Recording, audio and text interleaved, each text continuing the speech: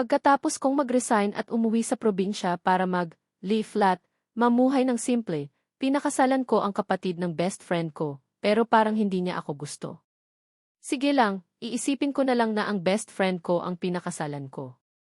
Kaya pagkatapos ng kasal, palagi akong pumupunta sa best friend ko. Hanggang isang araw, hinawakan niya ako at hindi pinakawalan, asawa ko, talaga bang hindi ka matutulog kasama ko ngayong gabi? Nang balak ko nang mag-resign at umuwi sa probinsya para mag-lay flat, agad akong sinundo ng best friend ko mula Beijing.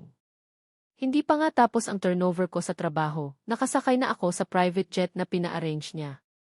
Ang walang awang senyorito at ang kanyang key corporate slave.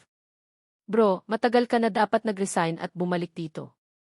Hindi mo alam kung gaano ako ka-bored mag-isa dito sa probinsya. Mas maganda kung bumalik ka para may kalaro ako. Inakbayan ako ni Luboxing, puno ng sigla ang boses niya. Buong biyahe, katabi ko siya, reklamo ng reklamo tungkol sa 2 taon kong pagtatrabaho sa Beijing at kung gaano kalungkot ang buhay senyorito niya.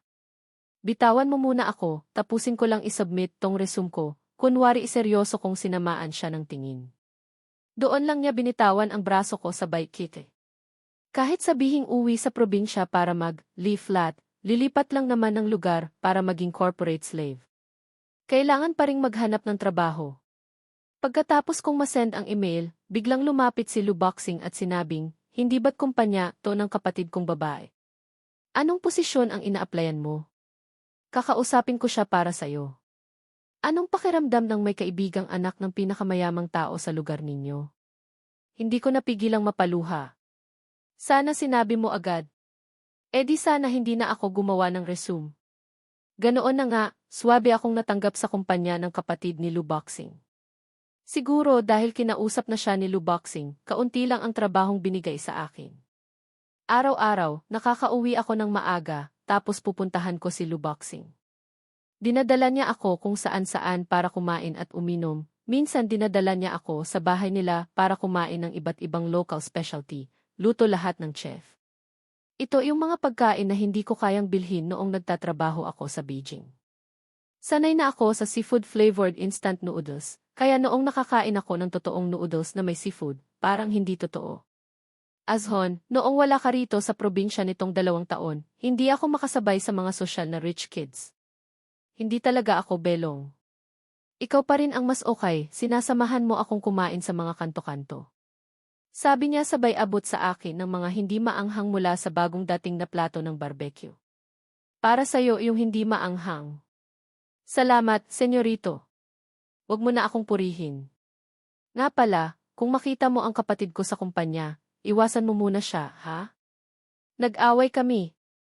Sa totoo lang, halos 1 buwan na ako sa kumpanya, hindi ko pa nakikita ang kapatid ni Luboxing. Nakikampi lang naman ako kay mama, sinabihan siyang iwi na niya yung boyfriend niya. Nagalit agad. Pinutol pa ilang credit cards ko. Sa ugali niyang yan, ewan ko kung may lalaking magkakagusto dyan. At kung yung magiging bayaw ko ganyan din kasama ang ugali, mas lalo akong mainis, reklamo sa akin ni Luboxing. Hindi ko pa nakikita ang kapatid mo. Siguro hindi niya ako kilala? Napasinghap ako ng malamig. Patay. Paano kung sa akin niya ibunton ang galit niya at pahirapan ako sa trabaho? Ayoko pa naman ng pressure at hirap sa trabaho. Pero wala akong magagawa, kailangan kong mabuhay. Kung hindi lang talaga ako sumuko sa trabaho sa Beijing dahil sa layo ng biyahe at pressure ng overtime, hindi ako uwi sa probinsya.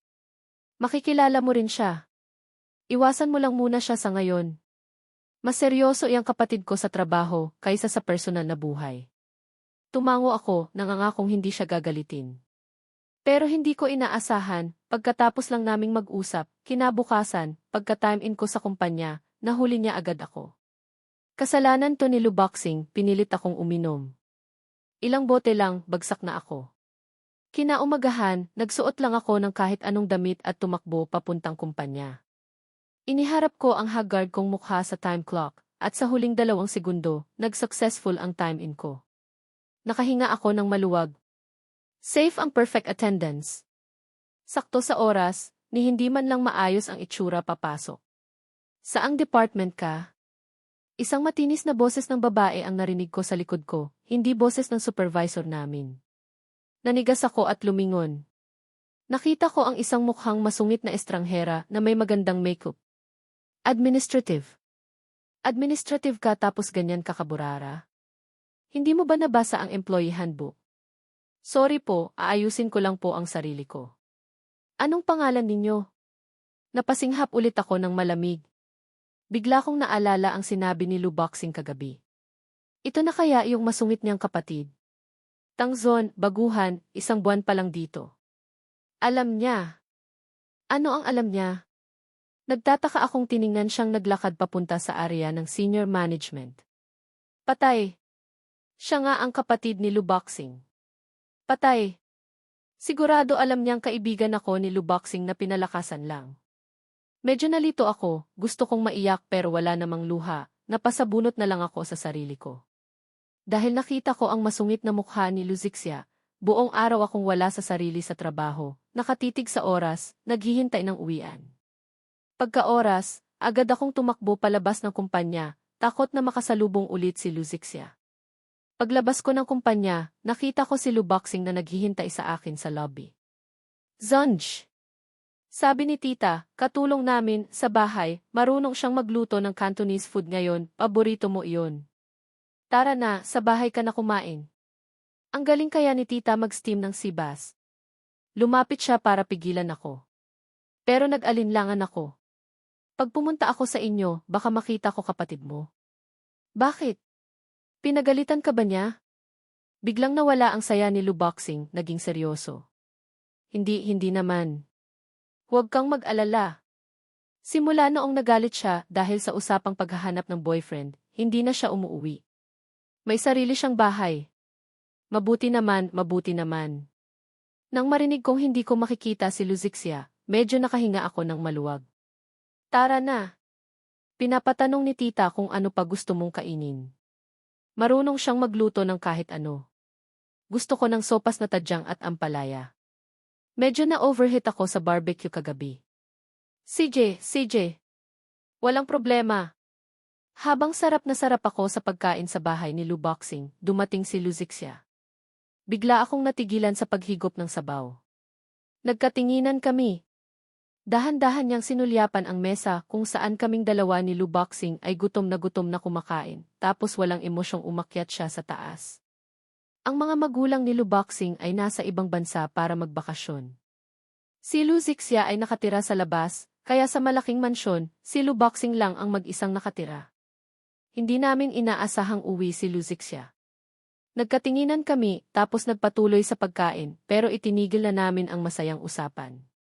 Hindi na kami nagsalita. Sumpaman, hindi ko alam bakit bigla siyang umuwi. Pwede pa kayang tumakas ngayon? Okay lang yan. Ang hindi welcome ang siyang third wheel. Siya ang extra. Nag-uusap kami sa phone ng patigil-tigil. Habang masaya kaming nag-uusap, bumaba si Luzixia mula sa taas para kumain, hawak pa ang cellphone. Wala na talagang modo. Pamilyar na malamig na tono. Hindi ako naglakas loob na tumingin sa kanya. 32 na, wala pa ring boyfriend. Wala talagang modo, ano? Sumpaman, mataas ang tolerance ko sa tawa, maliban na lang kung hindi ko mapigilan. Mas lalong sumimangot ang mukha ni Luzixia. Inilapag niya ang hawak na mga dokumento sa mesa, ang mahahaba niyang daliri ay tumatambol sa mesa. Sinulyapan niya si Luboxing tapos tumingin sa akin. Tangzon, di ba? Bukas, bago magnegatibo 1-0 dalhin mo tong mga materyales na to sa opisina ko. Nagbigay ako ng tingin kay Luboxing na humihingi ng tulong. Hindi siya nagsalita. Nakita ko lang ang dalawang kidingdingki sa wechat ko, sorry, Zonj. Hindi na ako pwedeng magsalita pa. Pag nagsalita pa ako, yung pinakamurang alak na lang mainom natin. Zonj, go lang. Ako bahala sa'yo pag may problema. Kinabukasan, nanginginig akong dinala ang mga materyales sa opisina ni Luzixia. Hindi ko siya nakita, pero may nakita akong lalaking maputi at malinis ang itsura na naglalaro ng cellphone sa sofa. Kung hindi ako nagkakamali, boyfriend siguro ni Luzixia. Ang lalaking nasa opisina ng masungit na boss, siguradong hindi simpleng tao. Ngumiti ako ng palakaibigan sa gwapong lalaki, maayos na inilagay ang mga dokumento sa mesa ni Luzixia, at akmang mabilis na aalis. Pero tinawag ako ng lalaki, gwapo, alam mo ba kung nasaan si Luzixia? Umiling ako ng may pagtataka. Hindi ko lang alam, umaasa pa akong hindi siya magpapakita sa mga oras na ito. Dahil diretsong kay Luzixia ang tawag niya, siguradong hindi siya ordinaryong tao, baka nga boyfriend ni Luzixia. Sa prinsipyo na hindi rin dapat magalit ang mga taong malapit kay Luzixia, magalang akong sumagot, dumating po ako para maghatid ng dokumento. Hindi ko po alam. Baka po maghintay na lang kayo. Tumango ako, nagpapasalamat na hindi ako pinahirapan ng tika mag-anak ng boss. Mabilis akong umatras papunta sa pinto ng opisina. Pero, kung ano ang kinatatakutan mo, yun ang mangyayari. Nabunggo ko si Luzixia na kaliliko lang mula sa kanto. Napahawak ako sa dibdib ko para pakalmahin ang sarili. Tinitigan ko si Luzixia, wala akong masabi. Nakasimangot siyang nakatitig sa akin, hindi rin nagsasalita. Nakaka-suffocate. Napilitan akong magsalita, boss, nailagay ko na po ang mga dokumento sa mesa ninyo. Naghihintay po sa inyo ang boyfriend ninyo sa loob. Kung wala na po kayong iutos, lalabas na po ako. Mas lalong sumimangot ang mukha ni Luzixia. Boyfriend. Yitsen, may kailangan ka, sumama ka sa akin. Mapalad akong sumunod sa likod ni Luzixia. Kakahakbang pa lang niya papasok ng pinto, hindi na gumalaw ang paa niya, Luzixia. Bigla siyang huminto, kaya dahil sa puwersa ng takong ko, muntik na akong matumba at sumubsob. Bakit ka huminto? Ilang beses ko nang sinabi, wag mo kong puntahan dito. Wag kang basta-basta pumapasok sa opisina ko. Naputol ang sana'y sasabihin ko ng boses ni Luzixia na para sa lalaki sa loob. Nakita ko ang gwapong lalaki na tumayo mula sa sofa. Zixia, nagsisisi ako. Magsimula tayo ulit, di ba? Hindi mo naman siguro iniisip na laruan mo lang ako, na kukunin mo pag gusto mo at itatapon pag ayaw mo na. Pero single ka pa rin, hindi ba't hinihintay mo ako? Zixia, sigurado akong mahal mo pa rin ako. Nagbalik na ako. Excited ang gwapong lalaki, akmang yayakapin si Zixia, pero mabilis siyang iniwasan ito. Iniwasan niya, Luzixia, kaming dalawa ng gwapo sa likod niya. Nagkatinginan kami ni Tangzon at ng lalaki nang malaki ang mata. Alam ng gwapong lalaki na nakakahiya ang nakita ng ibang tao, kaya medyo inis at awkward siyang tumingin sa akin. Bakit hindi ka pa umaalis? Sa isip ko, akala mo ba ayoko pang umalis? Chenzai, break na tayo. Kung patuloy mo kung guguluhin, harassment na yan. Zixia, miss na talaga kita. Narinig ko ang malanding boses niya, hindi ko maiwasang mandiri. Akmang tatakas na ako, pero bigla akong hinila ni Luzixia. At saka, may boyfriend na ako. Kinuha ni Luzixia ang pagkakataon, hinila ako sa tabi niya, kinuha ang kamay ko at ipinatong sa bewang niya, tapos sumandal pa sa dibdib ko. Itinaas ni Chenzi ang boses niya, parang hindi makapaniwala. Mas lalo pang dumikit sa akin si Luzixia. Nanigas ako, hindi alam ang gagawin. Mas mabuti pang umalis ka na dito ng kusa, kaysa ipakalagkad pa kita sa security. Sa tono ni Luzixia, mukhang galit na talaga siya. Hindi ako makahinga. Maghahatid lang ng materyales, nakasaksi pa ng malaking eksena. May pangpulutan na kami ni Luboxing mamayang gabi. Iniisip ko na kung paano ko ikukwento kay Luboxing ito, para maiba ang usapan at mawala ang galit at nakaka-pressure na aura ni Luzixia. Nakita ni Chenzai na matigas ang desisyon ni Luzixia, kaya wala na siyang nagawa. Sinamaan niya ako ng tingin bago tuluyang umalis. Maya-maya, kaming dalawa na lang ni Luzixia ang naiwan sa opisina. Biglang tumahimik ang paligid. Dahan-dahan ko siyang pinaalalahanan, umalis na siya. Pwede ko na bang bitawan? Masyadong malapit si Luzixia. Ito ang unang beses na ganito ako kalapit sa isang babae. Natatakot ako. Kasi kahit kami ni Luboxing sa bar, inom lang at pustahan ang ginagawa namin. Wala kaming ginagawang kalokohan. Kahit na open-minded kami at nagbibiruan, ang experience namin sa totoong physical contact sa ibang kasarian ay halos zero. Tangzon. Huminto si Luzixia. Isa na namang nakabibinging katahimikan. Bukas, bibigyan kita ng day off magpakasal tayo. Baliw ka na ba? Lahat ng credit card mo na pinutol ni Luboxing, ibibigay ko sa'yo. Pipirma tayo ng kontrata. Magpapanggap kang asawa ko. Parang hindi naman lugi sa kasunduang to, kasi yung credit limit ng mga card na iyon, isang card lang, katumbas na ng buong buhay kong pagtatrabaho. Basta hindi natin pakikialaman ang buhay ng isa't isa. Pero para masigurado na hindi mahalata ng mga magulang ko, kailangan mong lumipat at tumira kasama ko. Hindi kita pakikialaman. Dahan-dahang sinabi ni Luzixia ang mga ito na parang nakikipag-usap lang tungkol sa kontrata. Para akong radyo na sinasaksak lahat sa utak ko. Sa huli, sinabi ko, pag-iisipan ko. Huwag mong sasabihin kay Luboxing. Hindi siya papayag. Pati yan alam mo. Bago magbukas, bigyan mo ako ng sagot. Nang hapon na iyon, gumawa ako ng dahilan para mag-leave. Umuwi ako para pag-isipan ang bagay na ito. Kahit nakatawa-tawa, kailangan ko talaga ng pera. Ang mga kondisyong inilatag ni Luzixia ay parang hulog ng langit. Hindi ako tulad ni Luboxing na lumaking walang inaalala. Ako yung tipikal na batang lumaking mahirap. Namatay ang nanay ko noong ipinapanganak ako dahil sa komplikasyon. Mahal na mahal siya ng tatay ko, kaya gusto niyang sumunod sa kanya. Tumalon siya mula sa rooftop ng ospital, pero hindi namatay, naging totally paralyzed. Isang maayos na pamilya, naging ganito dahil sa pagdating ko. Noong bata ako, wala akong tahanan. Palipat-lipat ako sa bahay ng iba't ibang kamag-anak, sanay na akong makiramdam sa iba. Mabilis kong napapansin ang bawat maliit na emosyon ng mga tao sa paligid ko para maprotektahan ang sarili ko. Nakilala ko si Luboxing noong college, part-time ako sa GIFIC, naging close kami dahil pareho kaming taga-probinsya. Pero hindi talaga kami magkauri. Nang makilala ko siya, doon ko lang nalaman na may mga taong hindi kailangang mag-alala tungkol sa pera. At dahil sobrang outstanding ng kapatid niyang babae, pwede siyang hindi masyadong magsikap. Naging tunay kaming magkaibigan noong college siya, naloko siya ng pera ng isang senior.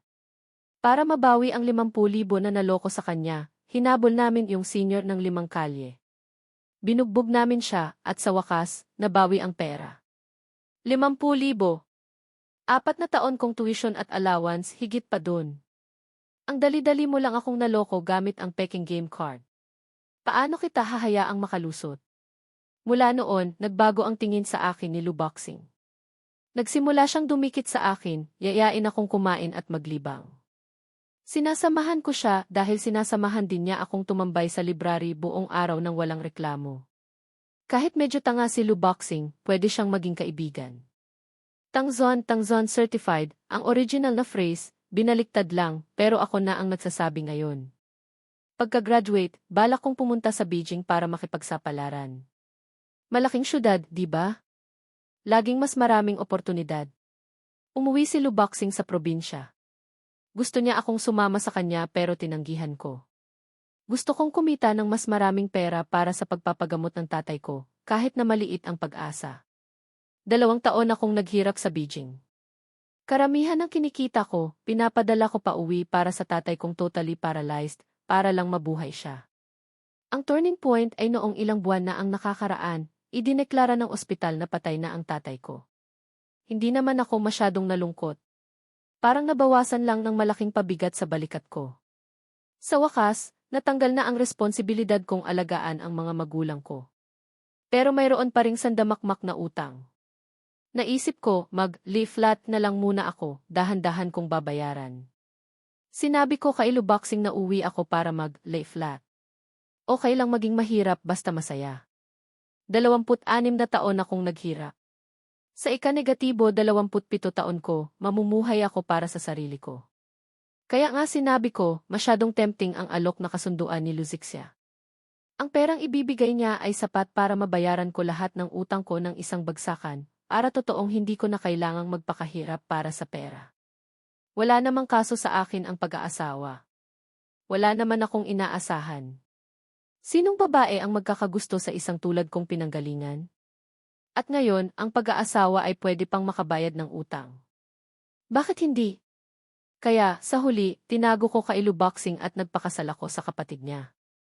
Kinabukasan, nagpunta na kami ni Luzixia para kumuha ng marriage certificate. Buong proseso, lutang ang isip ko. Hindi ko alam kung paano ko sasabihin kay Luboxing.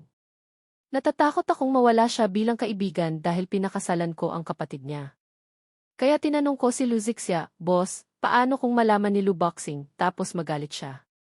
Anong gagawin ko?"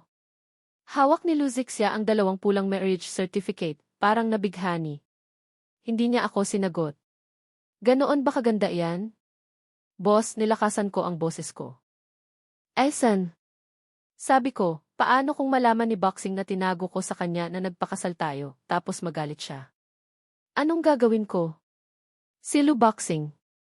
Mabilis magalit yon pero mabilis din humupa. Siguradong hindi rin to maitatago sa kanya. Ganito na lang, samahan kita ngayon puntahan siya.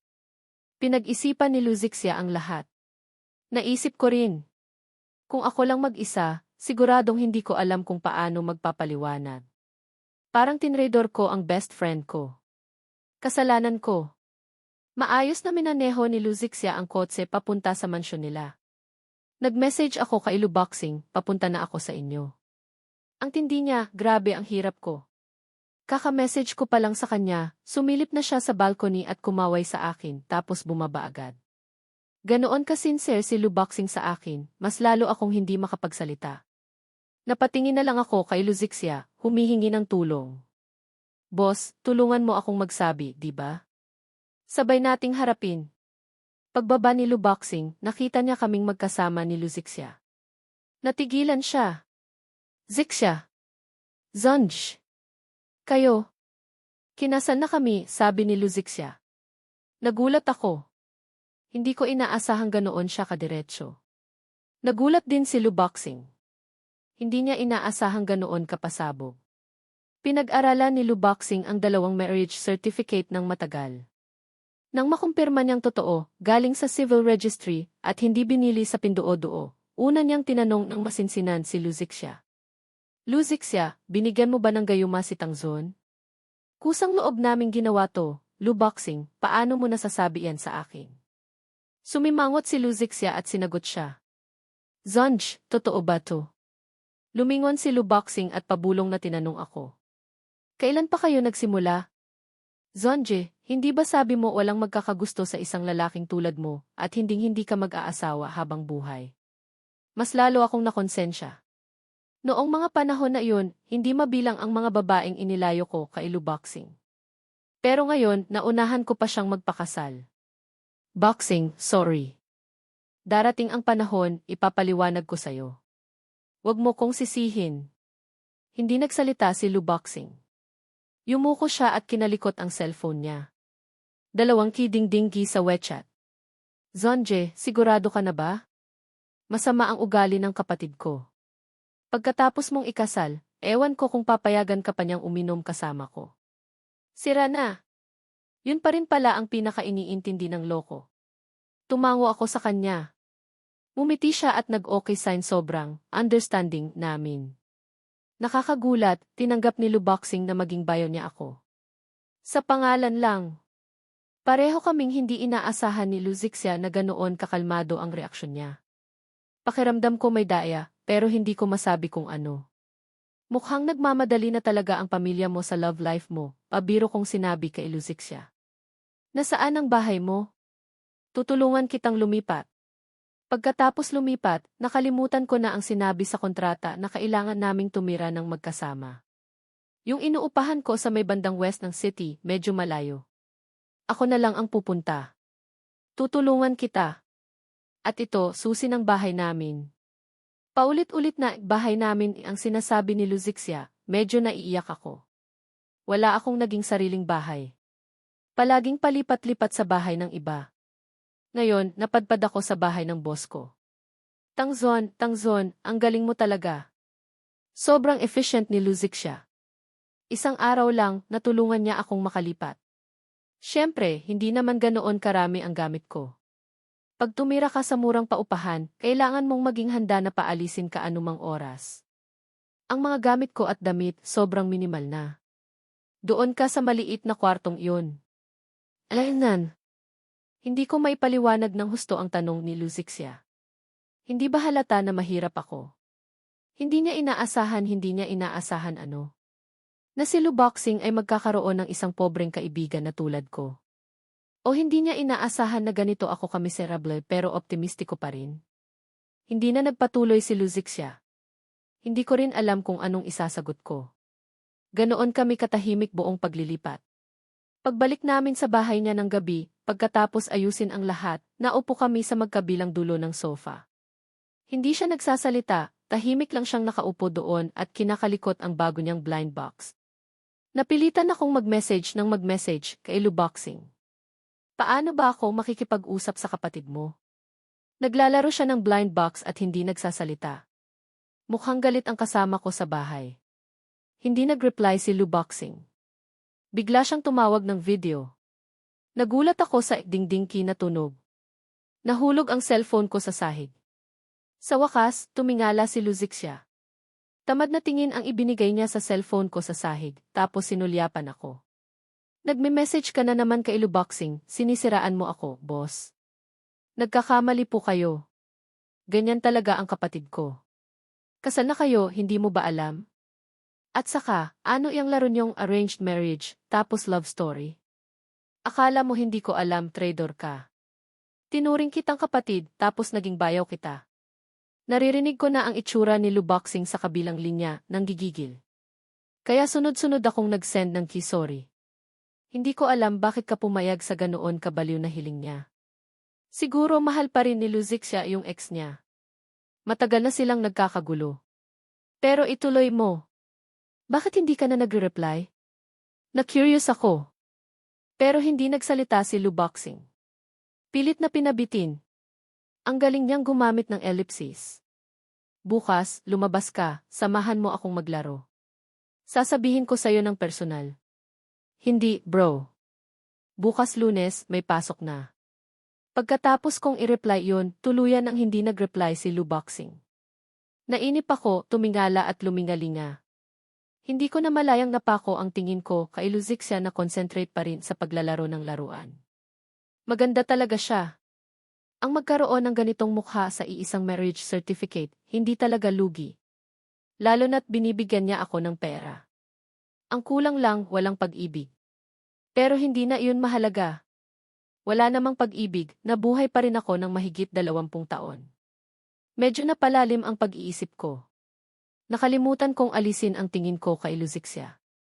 Nahuli niya ako. Tangzon, inaantok ka na ba? Hindi naman. Hindi ko alam kung kailan, lumapit na pala si Luzixia sa tabi ko. Natigilan ako. Hindi ka pa ba sanay? Bago lang din ako tumira dito. Sobrang tahimik ng bahay. Kung may gusto kang bilhin, bilhin mo. Dapat may gamit din naman sa bahay. Masasanay ka rin. Salamat, boss. Buong pangalan na lang. Mahinang bumuntong hininga si Luzixia. Parang pagod o parang medyo nalulungkot. Saan naman ako magkakaroon ng lakas ng loob na tawagin sa buong pangalan ang boss ko na siya ring nagpapakain sa akin? Nanatili akong nakatitig sa kanya, hindi nagsasalita. Legal tayong kasal. Huwag ka nang masyadong mailang. Baka mahalata pa tayo ni na mama at papa. Mapait na umiti si Luzixia. CJ. Luzixia. Hi, Tangzon. Hindi namin namalayang nagkatinginan kami at napangiti. Nang gabing yun, hindi ako makatulog. Paulit-ulit kong iniisip ang eksena kung saan tinawag namin ang pangalan ng isa't isa. Kung aalisin ang lahat din practical factors, para talaga kaming ordinaryong magkasintahan. Pero peke lang to, ang pumapalit sa larawang ito ay si Chenzhai, ang hindi natapos na kwento ni Luzixia na sinabi ni Luboxing. Gising ako hanggang mag-umaga. Baka naninibago lang sa higaan. O baka masyadong excited sa pag-iisip ng gulo ni na Luzixia at Chenzhai. Luboxing, galit ako sayo. Madaling araw, tumunog ang nakakainis na alarm clock. Dahan-dahan akong bumangon, naiinis na iniisip kung paano ako matutulog sa opisina ngayon nang hindi mahuhuli ng supervisor. Kakalabas ko lang ng kwarto, dala ang lahat ng inis, nasalubong ko si Luzixia. Nakasuot siya ng silk na pantulog. Pinigilan ko ang inis at hiya ko, nanliit ang mga mata, akmang dahan-dahang lalayo sa kanya, pero bigla niya akong hinawakan. Tangzon, nag-ala magnanakaw ka ba kagabi? Ang lalim ng eyebags mo. Naging magnanakaw ako ng plot ng kwento ninyo ng ex mo. Hindi ako makatulog. Naninibago pa rin ba ako?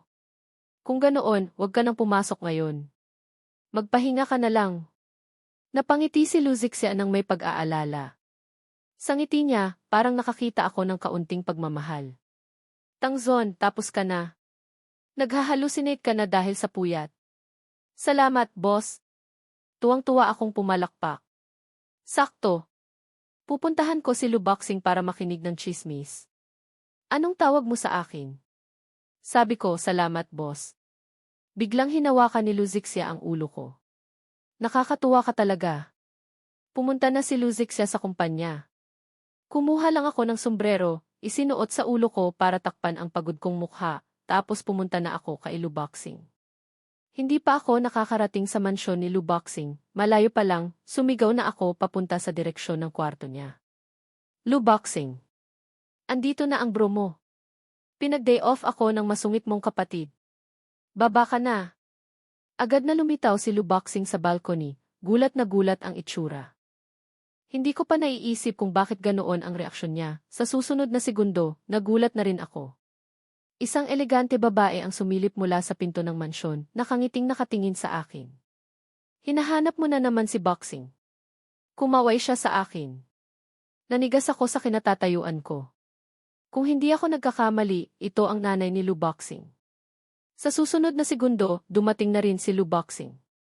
Nakapatong ang isang kamay niya sa balikat ng babae, habang ang isang kamay ay kumakaway sa akin. Kumukurap-kurap ang mga inosente niyang mata. Bayaw. Miss na kita. Sa wakas, dumating ka na. Nanay ni Luboxing. Mabilis akong lumapit at tinakpan ang bibig niya, sinenyasan siyang huwag magsalita ng kung ano-ano. Unang natigilan ang nanay ni Luboxing, tapos agad siyang nakarecover. Lumapit siya at hinawakan ang kamay ko. Ikaw ang boyfriend ni Zixia. Nanginginig ang boses niya sa tuwa, medyo natakot ako. Luzixia, mukhang sabik na talaga ang pamilya mo sa love life mo. Ma, asawa siya ni Luzixia.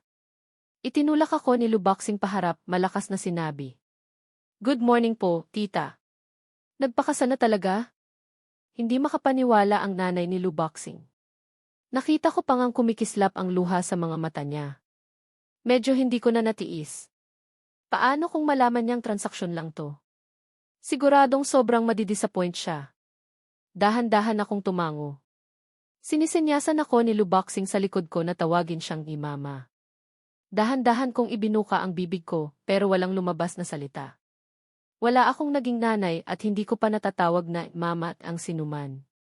Ang salitang ito na karaniwan lang para sa karamihan ay isang dayuhang salita para sa akin. Tumingin ako sa kanya nang may paumanhin. Sorry po, tita. Hindi pa po ako sanay. Napakamaunawain ng nanay ni Luboxing. Paulit-ulit niyang sinasabi sa akin na okay lang. Mama, mabuting kaibigan ko rin si Tangzon. Nagpakasal sila ni Luzixia, kaya parang pamilya na rin kami. Inakbayan ako ni Luboxing, sinabi niya ito sa nanay niya. Sa sandaling iyon, pakiramdam ko, parang ako ang ikinasal kay Luboxing. Pakiramdam ko rin. Kasi, hindi naman ako gusto ni Luzixia, kaya iisipin ko na lang na si Luboxing ang pinakasalan ko. Nang gabi, naghanda ang nanay ni Luboxing ng napakaraming masasarap na pagkain para sa akin. Oras na ng hapunan, dumating na rin ang tatay ni Lu. Dahil hindi ako handa, medyo kinabahan ako nang makita ko sina Amy at Nret Lu. Sobrang excited si Luboxing, walang tigil sa pagkukwento. Tungkol sa amin ni Luzixia at tungkol sa kwento namin. Nga pala, speaking of Zixia, biglang nagsalita si Lu, umiiling. Kanina sa kumpanya, lutang siya sa meeting, panay ang tingin sa cellphone. Pag-uwi, inaya ko siyang sumabay kumain, ayaw naman. Akala ko mag-o-overtime pero pagka-out, wala na rin siya. Napaisip ako. Naalala ko ang buong hapon na pagkukwento sa akin ni Luboxing tungkol sa love-hate relationship ni na Luzixia at Chenzai. Naisip ko, baka pinuntahan niya si Chenzai. Mabuti na lang, hindi na ako uwi ngayong gabi, bibigyan ko sila ng espasyo. Nang gabi, naglalaro kami ni Luboxing sa bahay nila.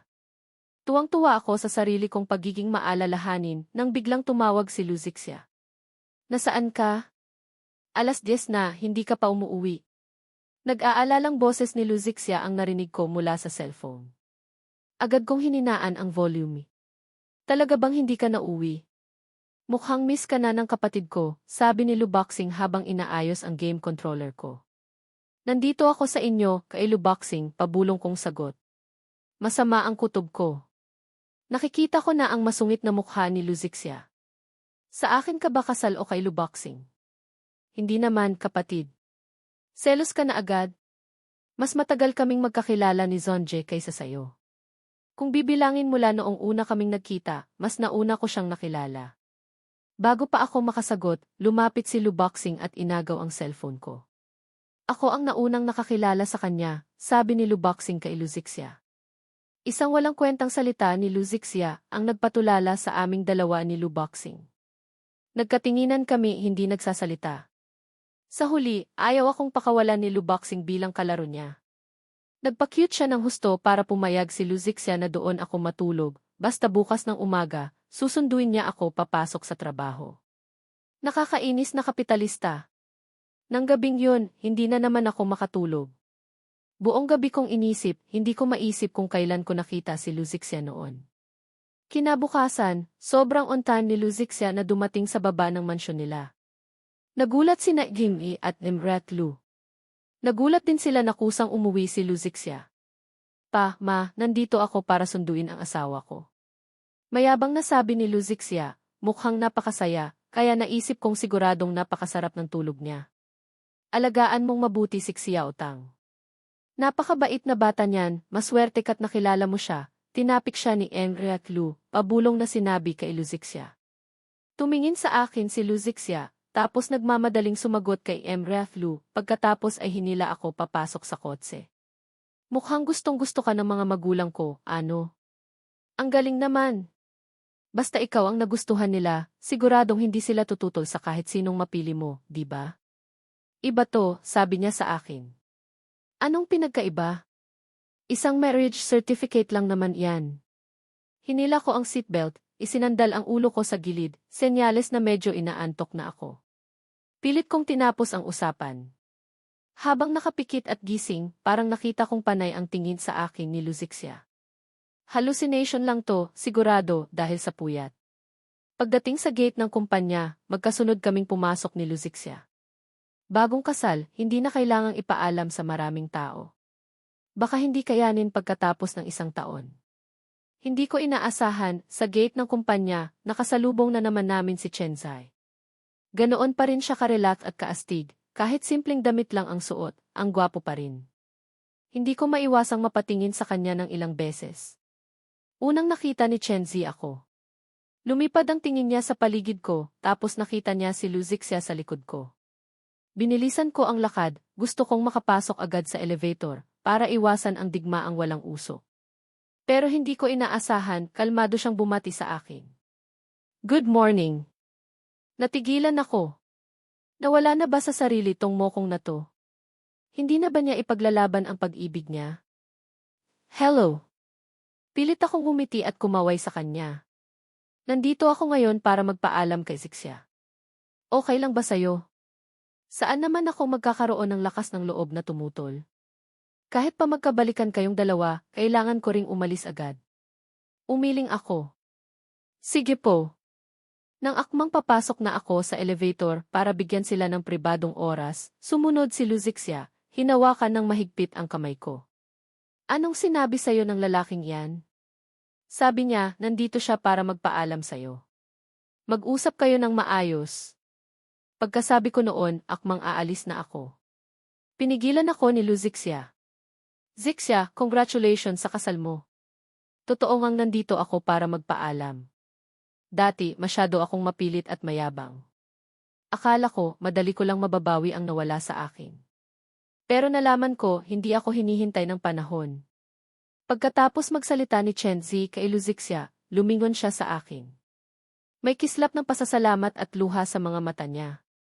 Dati, ayaw kong sumuko. Palagi kong iniisip na mahal pa rin ako ni Luzixia. Hanggang sa makita ko ang litratong ito. Tangzon, mukhang ikaw pala talaga ang hinahanap niya. May kinuha siyang sobre mula sa bag niya at inabot sa akin. Bigla kong naalala ang sinabi sa akin ni Lu Boxing kahapon. Nag-date sina Luzixia at Chenzi noong college. Naisip ni Chenzai na boring si Luzixia, ilang beses nakipag-break at ilang beses ding nagsisi. Pagkatapos, hinabol niya ang isang babaeng foreigner sa ibang bansa, tuluyang iniwan si Luzixia. Nang masaktan siya ng babaeng foreigner, gusto niyang bumalik kay Luzixia, iniisip na hinihintay siya ni Luzixia dahil hindi ito nag-aasawa. Saan mo nakuha yung litrato?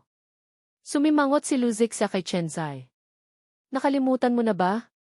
Dati, sinabi mo sa akin, may nakilala kang batang lalaki noong nag-aaral ka sa probinsya. Ang kumikinang na mga mata ng batang iyon, hindi mo makalimutan. Yung nag-iisa ninyong litrato, ninakaw ko noong pumunta ako sa opisina mo. Tapos nalaman ko, yung babae sa litrato, siya pala.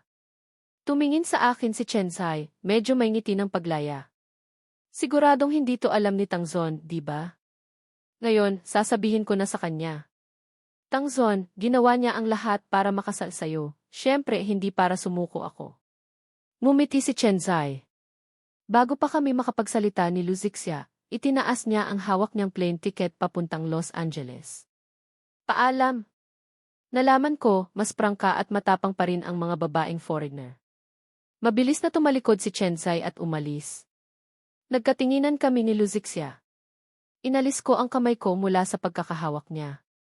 Hindi ko mapigilang buksan ang sobre dahil sa kuryosidad. Totoo ngang litrato. Isang batang babae na may mushroom haircut, nakaakbay sa akin, pareho kaming masayang nakangiti. Hindi ako makapaniwalang tumingin kay Luzixia. Sabi ko na nga ba, mas nauna kitang nakilala kaysa kay Lu Boxing. Napakamot sa ulo si Luzixia, nawala ang karaniwang masungit niyang mukha, napalitan ng nahihiyang ngiti. Tangzon, sorry kung ganito ang paraan para makasama kita. Okay lang, sobrang laki naman ng binigay mo. Iwinagayway ko ang kamay ko. Ano ba naman yan? Allergic ka ba sa romantic gestures? Nanggigigil na sabi sa akin ni Luzixia. Mamayang uwian, hintayin mo ako. Sorry, May lakad kami ni Boxing mamayang uwian para kumain. Humingi ako ng paumanhin sa kanya. Zon, umuwi ka sa akin. Namataan ko ang oras ng uwian, akmang tatakas na, pero nahuli pa rin ako ni Luzixia. Tangzon, saan ka pupunta? Kakakasal lang natin, iiwan mo na akong kumakain ng gulay sa bahay. Hindi, boss. Sobrang bilis talaga. Kailangan ko ng oras. Umamin ako. Sobrang bilis talaga. Ang mas hindi ko inaasahan, si Luzixia pala yung batang babae na may mushroom haircut. Sino siya? Hindi ko alam ang pangalan niya. Palagi ko siyang tinatawag na Xiao Mogud, Little Mushroom. Noong mga panahong yun, pumunta siya sa baryo namin para mag-aral. Hindi siya pala kaibigan, nakasimangot lang siyang nakatayo sa ilalim ng puno, pinapanood ang iba na naglalaro. Naawa ako sa kanya, kaya lumapit ako para makipagkaibigan. Ang hirap niyang suyuin. 3 kamote at isang mais na inihaw ang ginastos ko bago siya nagsalita sa akin. Sunog tong mais mo. Siya umugu, wag kang mapili. Matagal kong inihaw tong mais na to sa harap ng kalan. Ngumiti siya. Kahit na nagrereklamo, seryoso niyang kinain ang mais. Noong mga panahong yun, pinalipat ako mula sa bahay ng tita ko papunta sa bahay ng tiyuhin ko. Wala akong kaibigan. Sinasabi ng mga bata sa baryo na wala akong nanay, ayaw nilang makipaglaro sa akin. Ang mga taong malungkot ay naaakit sa isa't isa. Siguradong ganoon. Naglakas loob akong lumapit sa kanya. Hindi ako sigurado kung papansinin niya ako. Pero pinansin niya ako. Naging nag-iisa kong kaibigan siya sa bahay ng tiyuhin ko. Pagkatapos ng pag-aaral niya, nakiusap siya sa gurong kasama nila na kunan kami ng litrato. Wala akong kopya ng litratong iyon. Si Luzixia pala ang nagpa-develop ng litrato at itinago niya ito hanggang ngayon. Pag-uwi ng batang babae na may mushroom haircut, nag-usap kaming magsusulatan para manatiling konektado. Pagkatapos ng ilang sulat, bigla akong ipinadala ng tiyuhin ko sa bahay ng lolo ko. Mula noon, nawalan na kami ng kontak. Hindi ko inaasahan, pagkatapos ng maraming taon, ang Xiao Umugu na ito na nagpagaling sa relasyon ko sa pagkakaibigan, ay naging asawa ko.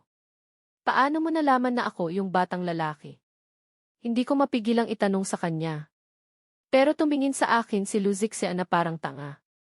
Ang pangalan mo, ang papel sa kamay mo, at ang tanga mong ngiti hindi nagbago sa loob ng maraming taon. Bakit hindi mo pinanatili ang mushroom haircut mo hanggang ngayon? Para makilala agad kita. Nakangiti kong biro. Ayoko. Ang pangit. Hinampas ni Luzixia ang ulo ko. Naalala ko na naman ang mga panahong iyon dahil sa sinabi niya. Ang pangit. Kinuha ko ang mga ligaw na bulaklak na kapipitas ko lang, ginawang sombrero at isinuot sa ulo ni Luzixia. Bilog at puno ang ulo niya, bagay na bagay sa kanya ang sombrero. Nakasimangot siyang nagsabing ayoko. Ang pangit. Pero isinuot pa rin niya ito. Hanggang sa matapos ang pag-aaral niya, mahigpit niyang yakap ang nalantang sombrero ng bulaklak. Umuwi ka, bibigyan kita ng oras. Pero hindi ka na pwedeng hindi mag-reply sa mga sulat ng walang dahilan, okay? Hindi na. May cellphone na ako. Sa huli, pagkatapos ng matinding paliwanagan kay Luboxing, pumayag si Luzixia na kumain kami ng barbecue sa gabi. Basta uwi ako. Ano ba naman yan? Pagka-out ko, nagmamadali akong pumunta kay Luboxing para ibahagi ang malaking balitang nalaman ko ngayon. At ang mismong involved pa. Pagkatapos makinig ni Luboxing, napaisip siya. Sabi ko na nga ba? Dati, bigla akong nilapitan ng kapatid ko, ang bait-bait. Tinanong niya kung pwede ko raw kayong ipakilala sa kanya. Siyempre, hindi ako pumayag. Hindi pa nga tapos ang gulo nila ng ex niya, guguluhin pa ang bro ko. Asa siya? Tinanggihan ko siya agad. So, bago pa tayo ikasal, nilapitan ka na niya? Kaya pala hindi masyadong malaki ang reaksyon ni Luboxing noong ikinasal kami ni Luzixia. Nilapitan niya ako, tinanong kung single ka. Sabi ko, yung bro ko, kapag tinutulungan akong iwasan ang mga babaeng ayaw ko, ang lupit manuntok. Hindi na siya nagsalita. Boxing, ang galing mo talaga. Naikasal kayo sa huli, hindi ko rin inaasahan. Ang kapatid ko, nagamit pa ang superpowers niya para makuha ka. Naisip ko rin, wala namang masama. Masama lang talaga ang ugali ni Zixia. Pero ngayong kasal na kayo, mas panatag na ako. At least, kilala ko kayo. Hindi ko na kailangang mag-alala kung paano makikipag-usap sa bayaw ko. Parang pamilya na rin tayo. Hindi lugi. Parang hindi naman masama ang ugali niya. Nagkakadevelopan na kayo, no? Kakakasal niyo lang, kinalimutan mo na agad ang kaibigan mo dahil sa itsura niya. Nagkunwaring umiiyak si Luboxing, yumakap sa akin. Tama na, tama na. Lalamig na yung barbecue mo. Tinapik ko ang kamay niya, seryosong sinabi kay Luboxing. Pero sa totoo lang, bagong kasal pa lang kami ni Luzixia. Wala pa talaga kaming feelings. Yung konting koneksyon namin noong bata, pagkakaibigan lang yun. Arranged marriage, tapos love story. Manood ka pa ng maraming ganyang nobela para matuto ka. Isang araw, pagka-out sa kumpanya, nakasalubong ko ang tatay ni Luzixia. Magalang akong bumati. Good morning po, Chairman Lu. Hoy, Tangzon. Kailan kayo ulit uwi para kumain? Miss na namin kayo ni Mama. Parang hindi narinig ng mag-asawa ang bati ko, at parang wala silang nakikitang ibang tao sa paligid. Walang pakialam. Pag may oras po, uuwi kami. Nanigas ang sagot ko. Nakita ko ang supervisor na dumaan, na mutla. Mabuti pa, ngayong gabi na lang. Ang tagal niyo ng kasal ni Zixia, hindi pa tayo formal na nakakapaghapunan ng magkakasama. Mas lalong namutla ang supervisor. Mabilis siyang tumakbo paalis. Naisip ko, patay. Hindi na ako pwedeng magtagal sa kumpanyang to. Nang gabi, umuwi kami ni Luzixia sa mansyon para kumain. Sobrang excited si Luzixia. Medyo hindi ko maintindihan. Ganoon ba kasarap ang luto ko kaya nagmamadali kang umuwi para kumain? Tingnan mo yung itsura mo, sobrang excited. Siyempre hindi. Pagkatapos nating kumain ito, totoong parte ka na ng pamilyang Lu. Sina Papa, Mama at si Kuya, lahat kami, magiging proteksyon mo. Inayos ni Luzixia ang palda niya, tapos tinapik ang noo ko. Hoy! Tiningnan ko pa ang kulay ng kurbata mo para eterno sa palda ko, maganda ba? Maganda, boss. May kuryente ba ang pangalan ko? Makukuryente ka ba pag tinawag mo ako? Mahinang bumuntong hininga si Luzixia. Okay lang, dahan-dahan lang. Ngayon, kung ayaw mong tawaging papa at mama sina mama at papa, okay lang. Kapag sanay ka na, saka mo na sila tawagin. Napaisip akong tumango.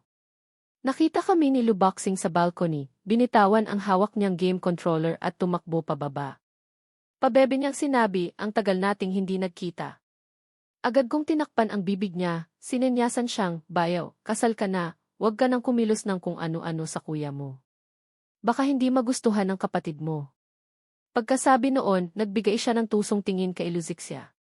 Nakasimangot na hinila kami ni Zixia palayo. Luboxing, wag mong biruin ang asawa ko. Hoy, hoy, hoy. Ipinagtatanggol mo na siya. Ang hinanakit ng kuya mo, hindi mo man lang nakikita, ano.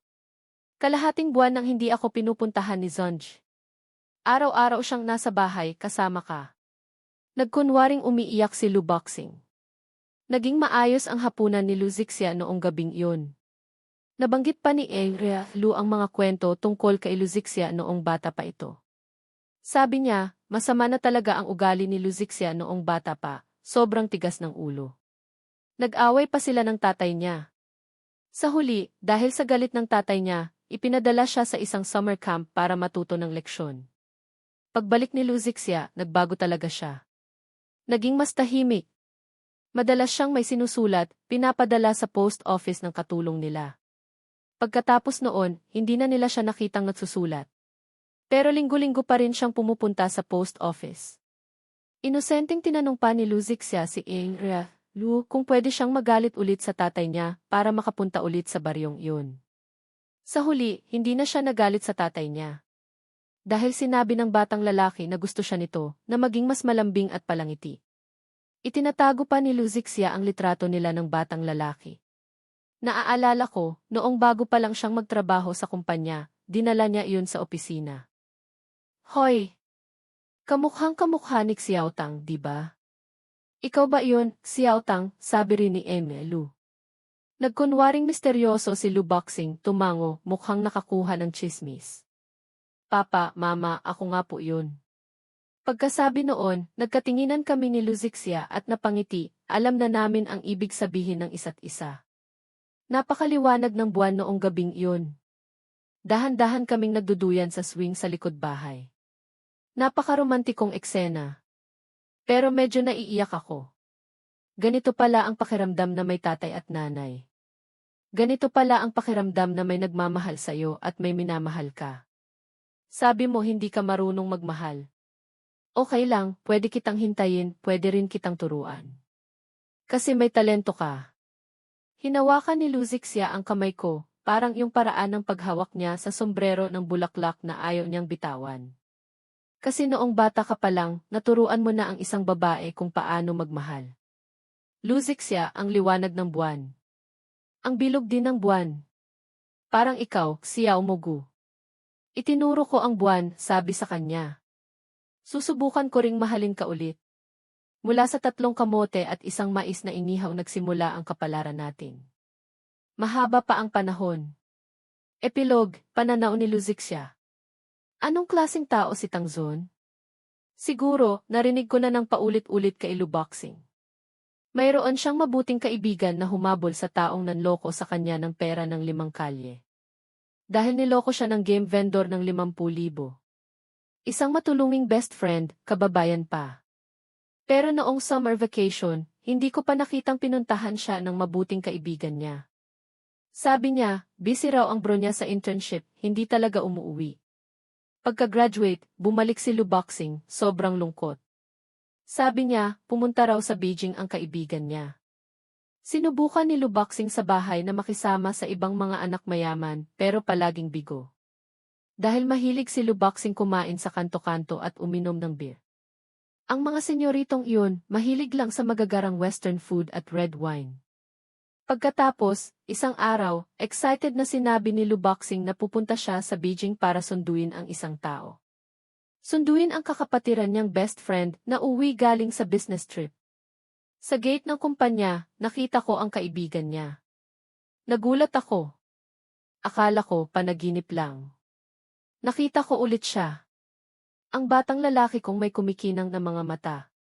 Kahit maraming taon na ang lumipas, nakilala ko pa rin siya agad. Hindi ako nangahas na makipag-usap sa kanya ng matagal. Pabulong kong tinapos ang usapan, nagmadaling bumalik sa opisina. Kinuha ko ang nag-iisa naming litrato, tinitigan ito buong umaga. Masaya ako buong araw.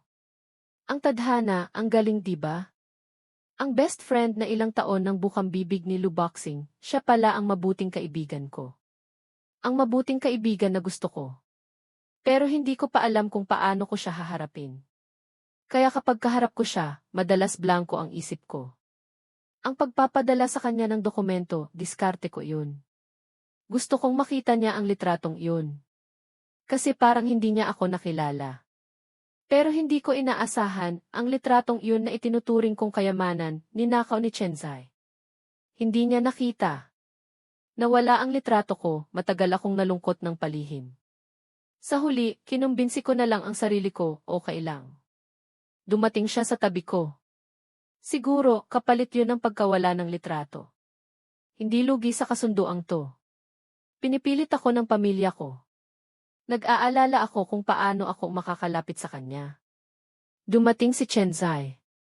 Padalos-dalos ko siyang pinakiusapan na magpanggap na boyfriend ko. Pagkatapos, inalok ko pa siyang magpanggap na asawa ko. Aba, pumayag siya. Sobrang saya ko, buong gabi akong hindi nakatulog. Medyo kinakabahan din. Noong unang araw naming magkasama sa bahay, pareho kaming walang imik. Hawak ko ang isang maliit na laruan, iniisip kung anong pag-usapan namin. Hindi ako makapagsalita. Parang kausap niya si Luboxing. Hindi ako makasingit. Kaya patuloy ko na lang kinalikot ang laruan. Pagkatapos, tumingala ako, nakita kong nakatingin siya sa akin. Kumabog ang dibdib ko. Parang nakatingin siya sa kawalan, hindi niya napansin na lumapit ako sa tabi niya. Pagkatapos ikasal, ang pinakahihintay ko araw-araw ay ang uwian. Pag-uwian na, makakauwi na ako. Pag-uwi, makikita ko na siya. Noong unang araw ng kasal namin, iniisip ko, pagka-out, pupuntahan ko siya para sabay kaming mamalengke at magluto. Pero pagka-out, wala siya. Pag-uwi, wala rin. Gabing-gabi na, hindi pa rin siya umuuwi. Miss na miss ko na siya. Hindi ko na natiis, tumawag ako. Pero nalaman kong pinuntahan niya si Luboxing. Nakita pa niya ang mga magulang ko. Si Tangzon, kahit na tulad ni Luboxing na medyo tanga at prangka, mas marami siyang pagiging sensitibo sa ilalim ng pagiging prangka niya. Siguro dahil sa pamilya niya. Pero hindi yun hadlang para mainis siya sa akin, at hindi rin hadlang para sa clumsy niyang pagsuyo at detalyadong pag-aalala sa akin. Sabi ni Tangzon, matututo siyang mahalin ako. Ginawa niya. Mas marami na siyang oras sa bahay kaysa sa pagpunta kay Luboxing. Pagkatapos naming kumain sa labas, habang naglalakad pa uwi, kusa niyang hinawakan ang kamay ko. Hindi na niya ako tinatawag na tibos. Minsan, tinatawag niya akong tiksiya umugu. Minsan, tinatawag niya akong iziksya. Minsan, pabulong niya akong tinatawag na asawa. Tangzon, gusto ko ng noodles para sa midnight snack. Nga pala, kung hindi mo na mababago, okay lang. Kung gusto niyang itawag yun, sige lang. Sige, hanggang dito na lang. Luto na ang midnight snack na niluto niya para sa akin. Kakain na ako.